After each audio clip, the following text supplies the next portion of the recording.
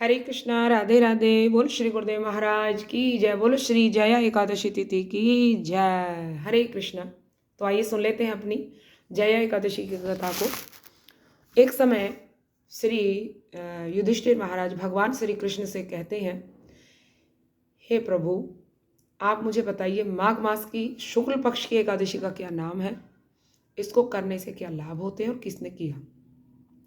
तब भगवान श्री कृष्ण ने कहा, हे युधिष्ठिर, माघ मास की शुक्ल पक्ष की एकादशी का नाम है जया। ये सभी पापों का नाश करने वाली, सभी का प्रकार की कामनाओं को पूर्ण करने वाली और मुक्ति प्रदान करने वाली है। इस एकादशी का जितना इसके बारे में कहा जाए, जितनी श्रेष्ठता बताई जाए उतनी कम है। देखो, ये पिशाच योनि से भी मुक्ति दिलाती है। मैं तुम्हें इसके बारे में एक सुंदर सी कथा सुनाता हूँ। एक समय देवराज इंद्र अपने स्वर्ग में बड़े सुख से, और सारे देवता भी बड़े सुख से, एक दिन नंदन कानन में उनका इच्छा हुई और सब अप्सराओं को बुलाकर, गंधर्वों को बुलाकर नित्य गान हुआ। 50 करोड़ अप्सराएं एक साथ नृत्य और बहुत सारे गंधर्व गान कर रहे थे। बड़ा आनंद हो रहा था। उसी समय एक माल्यवान नाम का गंधर्व और एक अप्सरा एक दूसरे की तरफ आकर्षित हो गए तो उनका सुर ताल जो है खराब हो गया। देवराज इंद्र की नज़र पड़ी और देवराज इंद्र को बड़ा क्रोध आया और उन्होंने क्रोध में भरकर दोनों को श्राप दे दिया। अरे दुष्ट, तुम मेरी प्रशंसा के लिए नृत्य कर रहे थे और उसका ध्यान न रखते हुए तुम एक दूसरे में आसक्त हो जाओ। तुम दोनों घोर पिशाच योनि को प्राप्त हो जाओ, मृत्युलोक चले जाओ। श्राप जैसे ही मिला, दोनों हिमालय के पर्वत पर आ गए और पिशाच योनि को भोगने लगे। एक दिन माल्यवान अपनी पत्नी से कहने लगा, हमने जरूर कोई घोर पाप किए होंगे, क्योंकि उनको विस्मृति हो गई कि हम कभी स्वर्ग के अप्सरा और गंधर्व थे। वो विस्मृति हो गई थी उनकी श्राप के कारण। तो माल्यवान जो है वो एक दिन कहने लगा कि अवश्य ही हमने घोर पाप कर रखे होंगे, तभी तो नरक से भी ज़्यादा कष्टदायी ये पिशाच योनि हमको मिली है। हम कभी भी अब पाप नहीं करेंगे। और ऐसा कहकर दोनों बैठ गए पीपल के पेड़ के नीचे। ठंड बहुत है, माघ महीना था और यही शुक्ल पक्ष की जया एकादशी उस दिन थी। अनजान, इनको नहीं पता था। ये उस दिन उस पीपल के पेड़ के नीचे थर-थर सर्दी से कांपते हुए, शीतलहर चल रही थी। आज पूरी रात सो नहीं पाए। दिन भी कुछ ऐसा कुछ इनको खान पान कुछ नहीं मिला। पूरे दिन का व्रत रात्रि जागरण हो गया। द्वादशी तिथि जैसे ही आई तो द्वादशी तिथि को आते ही अभी भगवान विष्णु इनसे प्रसन्न हो गए। कुछ पछतावा बहुत था इनके हृदय में कि हमने जरूर कुछ पाप किए होंगे, और एकादशी का व्रत और जागरण अनजाने में इनसे हो गया। उस कारण इनकी तुरंत जैसे द्वादशी तिथि प्रकट हुई, तुरंत इनकी देह अंतर हो गया थर्त, वो फिर से ये अप्सर और गंधर्व बन गए। बड़े प्रसन्न हुए और ये अपने स्वर्गलोक को वापस चले गए।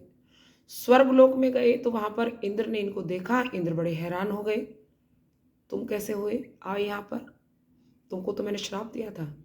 हिमालयवान, मुझे बताओ तुम्हें मेरे श्राप से किसने मुक्त करवाया।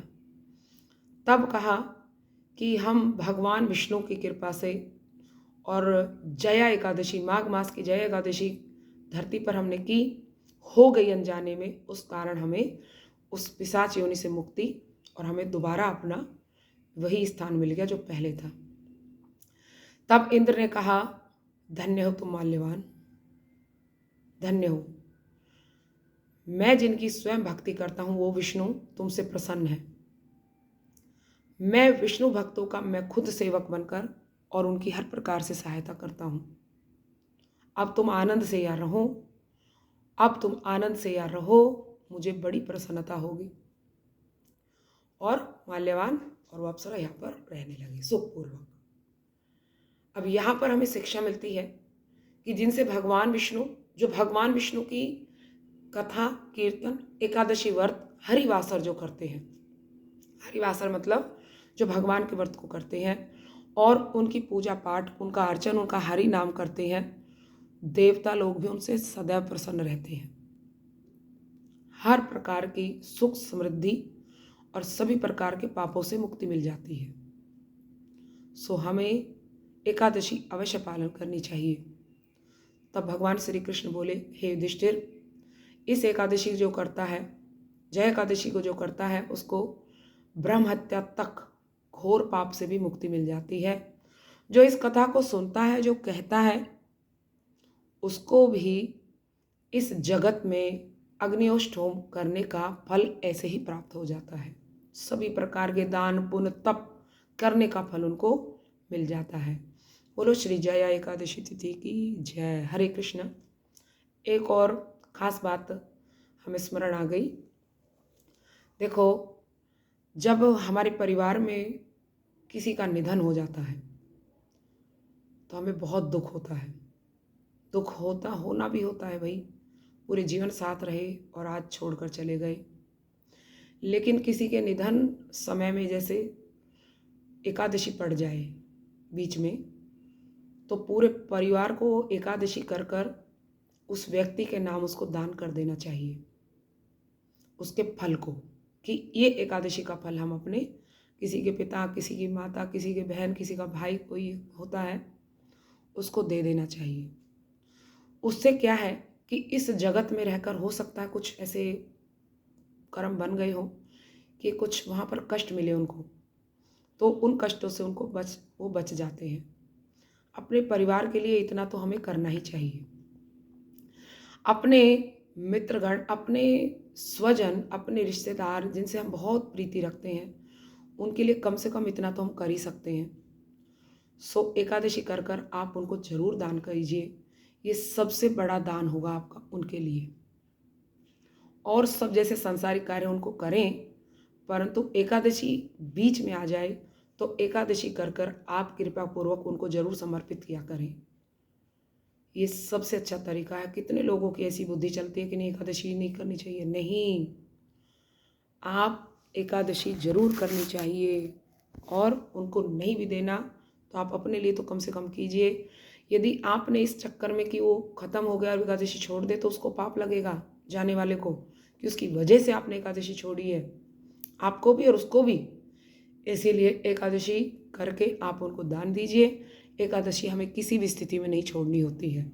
सो यदि कुछ बुरा लगे तो क्षमा करना, और कोई प्रश्न हो तो आप पूछ सकते हैं। बोलो श्री गुरुदेव महाराज की जय। बोलो श्री जय एकादशी की जय। श्री गौर प्रेमानंदे हरि हरि बोल। वाञ्छाकल्पतरुभ्यश्च कृपा सिन्धुभ्यश्च पतितानां पावनेभ्यो श्री वैष्णवेभ्यो नमो नमः। बोल एकादशी की जय। बोल श्री माधव तिथि की जय।